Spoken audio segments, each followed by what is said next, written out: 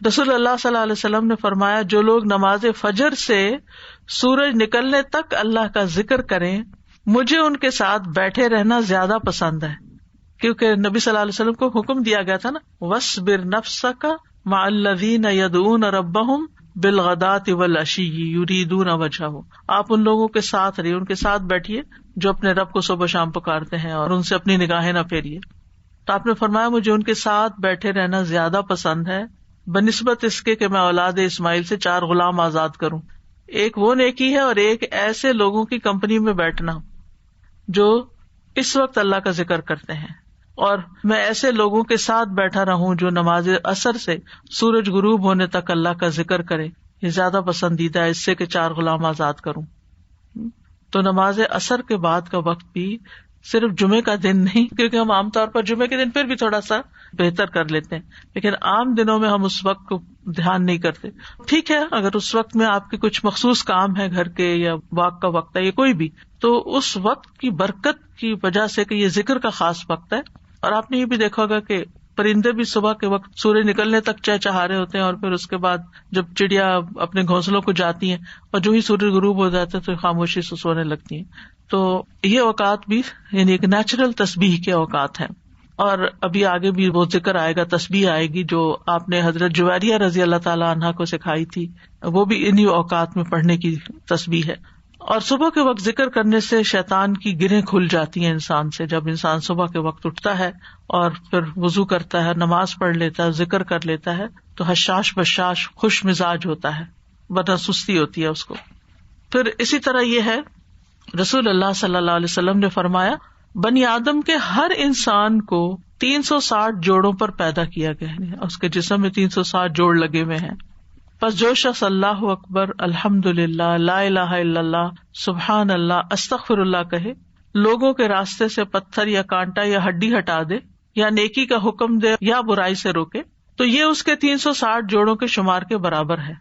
اور وہ اس دن جب شام کرے گا تو اپنے نفس کو جہنم کی آگ سے دور کر لے گا، یعنی جو اپنے جوڑوں کا صدقہ روزانہ نکال لیتا ہے۔ اور یہاں مالی صدقے کے بارے میں بات نہیں ہو رہی، یہاں اذکار کی بات ہو رہی ہے خاص طور پر، یا کچھ کام ہے جس سے دوسروں کی تکلیف ہٹانا مقصود ہے، تو انسان اپنے آپ کو جہنم کی آگ سے آزاد کر لیتا ہے۔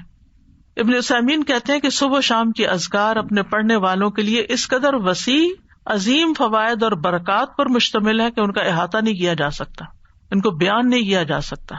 ان میں سے کچھ فائدے جیسے دل اور روح کی غذا ہیں ان اوقات کے اذکار، انسان کے دل کو سکینت ایک نصیب ہوتی ہے، ٹھہر جاتا ہے دل، ایک راحت محسوس ہوتی ہے، ایک مسرت محسوس ہوتی ہے۔ پھر اسی طرح دنیا اور آخرت میں امن اور سلامتی کا ذریعہ ہے، دنیا اور آخرت میں سلامتی کا ذریعہ ہے، کیونکہ پروٹیکشن کی دعائیں ہیں، اس میں حفاظت کی دعائیں ہیں۔ پھر خیر و برکات کے دروازے کھولنے کا سبب ہے۔ پھر چوتھی چیز ہے اجر و ثواب کے حصول کا ذریعہ ہے، یعنی بہت زیادہ اجر و ثواب ہے ان اوقات میں اذکار کا۔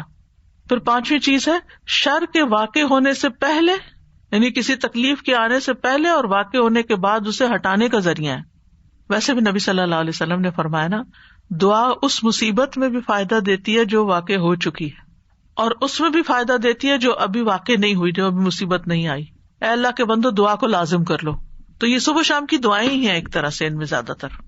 پھر ان اذکار میں انسان اللہ کی نعمتوں اور مہربانیوں کا اعتراف کرتا ہے، یعنی صبح شام کے اذکار جو ہیں یہ اللہ کی پے در پے نعمتوں کا اعتراف ہے، جیسے سید الاستغفار میں کہتا ہے نا، ابو لک بنعمتک علیہ، کہ اللہ جو تیری نعمتیں مجھ پر ہیں میں ان کا اقرار کرتا ہوں، ایکنالج کرتا ہوں۔ اللہ تعالیٰ کی مہربانیوں اور اس کے احسان پر اس کا شکر ادا کرنا ہے۔ پھر ساتویں چیز یہ ہے کہ رب کے سامنے فقر اور عاجزی کا اظہار ہے کہ میں تجھ سے بے نیاز نہیں ہوں، تیری ہی پروٹیکشن چاہتا ہوں، تیری طرف رجوع کرتا ہوں۔ پھر آٹھویں چیز یہ ہے کہ یہ بندے کی اصلاح کے اسباب میں سے ہے، اور خاص طور پر دل کی اصلاح۔ اور دل کی اصلاح ہو نہیں سکتی جب تک دل میں اللہ کی محبت یا اللہ کے لیے محبت اور اللہ کی تعظیم اور اللہ کی بڑائی اور اللہ تعالیٰ کے پاورفل ہونے اور اس کے سارے جو اسماء و صفات ہیں ان پر یقین نہ ہو، اس وقت تک اللہ کی بڑائی دل میں نہیں آتی۔ ابن باز کہتے ہیں کہ جو شخص صبح شام کے اذکار پر حفاظت کرے، سچائی، ایمان اور اللہ پر بھروسہ اور اعتماد کرتے ہوئے یہ اذکار کرے اور یہ دعائیں جن معنی پر دلالت کرتی ہوں ان کے لیے انسان کا سینہ کھلا ہوا ہو تو یہ اسے جادو اور دیگر مصیبتوں کے واقع ہونے سے پہلے ان کے شر سے بچانے کا سب سے بڑا سبب ہے، اور تکلیف واقع ہو جائے تو ان کو ہٹانے کا بھی سب سے بڑا سبب ہے، یعنی ان کو چھوڑنا نہیں چاہیے.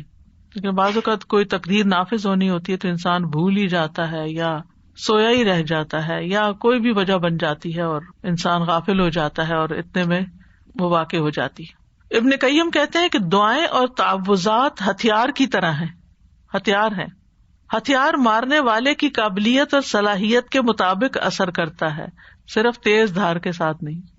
یعنی آپ کے پاس کیسی بھی سوڈ ہو، آپ کے پاس کیسی بھی گن ہو، لیکن اگر آپ کو چلانی نہیں آتی تو فائدہ نہیں ہے.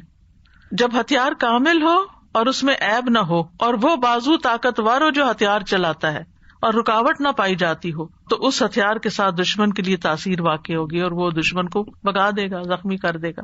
اگر ان چیزوں میں سے کسی میں کوئی کمی ہو جائے تو تاثیر بھی کم ہو جائے گی. کون کون سی چیزیں؟ ہتھیار بھی اچھا، عیب بھی نہ ہو اور چلانا بھی صحیح آتا ہو. آپ نے عام طور پہ سنا ہوگا لوگ کہتے ہیں کہ ہم خود نہیں رقیہ کر سکتے، کسی راقی کے پاس جانے کی کیا ضرورت ہے. ہم بھی کر سکتے ہیں، وہی ضرور کرو، کسی نے منع تو نہیں کیا. لیکن بعض اوقات جو راقی ہوتے ہیں نا، ان کا جو یقین ہوتا ہے، ان کا جو انداز ہوتا ہے، ان کی جو آواز ہوتی ہے، اس کا اثر ہی کچھ اور ہوتا ہے. چلے رقیے کو آپ چھوڑیں، عام جو زبان میں بات کرتے ہیں، مثلا ایک شخص کہتا ہے ادھر آؤ، بچے کو کہتے ہیں ادھر آؤ، وہ سنتا ہی نہیں، تو اس کہتا ہے ادھر آؤ، تو وہ ڈر کے مارے آ جاتا ہے. کہنے والے کے کہنے میں بڑا فرق بھی ہوتا ہے اور اس کا اثر بھی فرق ہوتا ہے. کچھ لوگوں کی بات لوگ آسانی سے مان جاتے ہیں اور کچھ کی تو بالکل نہیں مانتے. ہم سب جانتے ہیں گھر میں بھی عام طور پہ دیکھا گیا کہ ماں کی بات کا اثر اور ہوتا ہے، باپ کی بات کا کچھ اور ہوتا ہے، کبھی وائس ورسا بھی ہوتا ہے. لیکن یہ ہے کہ فرق ہے ایک بندے کے ذکر کرنے اور پڑھنے اور جن بھوت کو بگانے اور دوسرے بندے کے بگانے میں. جو خود ہی جنوں بھوتوں سے ڈرتا ہو وہ بگائے گا کہاں سے؟ تو جو ایسا کام کرنے والے ہوتے ہیں نا، اللہ نے ان کو خاص صلاحیتیں دی ہوتی ہیں اور خاص ٹیکنیکس بھی دی ہوتی ہیں اور سجھائی ہوتی ہیں، ان کے دل میں ڈالی ہوتی ہیں.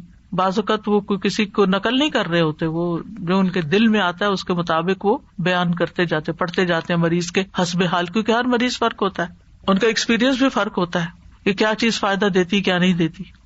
جب تک آپ کے ہتھیار صحیح نہ ہو نا، یعنی کہ آپ کے پاس اسکلز نہ ہو اور آپ کو دل مضبوط نہ ہو، بہادری نہ ہو. استاذہ جی جیسے نا بچے آج کل نئی ٹیکنیک سے کوئی بھی ہو تو کہیں گے آپ کو تو یوز کرنا نہیں آتا، آپ کو متاثر کرتے ہیں نا آپ کو، یعنی کہ امپریس کرتے ہیں، اور پھر جب آپ کو وہ چیز یوز کرنے آ جاتی تو آپ خود حاوی ہو جاتے. اور اسی طرح ہی جب آپ کو پتا ہوتا ہے کہ آپ نے ہتھیار کیسے یوز کرنا ہے تو پھر آپ کی پاورز اور قسم کی ہوتی ہیں، اور یہی وہ طاقت اور وہ پاور ہے جس سے آپ نا شیطان کو بھگا سکتے ہیں. اور میں کہتی ہوں نا حضرت عمر رضی اللہ عنہ سے کیوں شیطان ڈرتا تھا، تو ان کے اندر وہ پاورز تھیں. بالکل سبحان اللہ.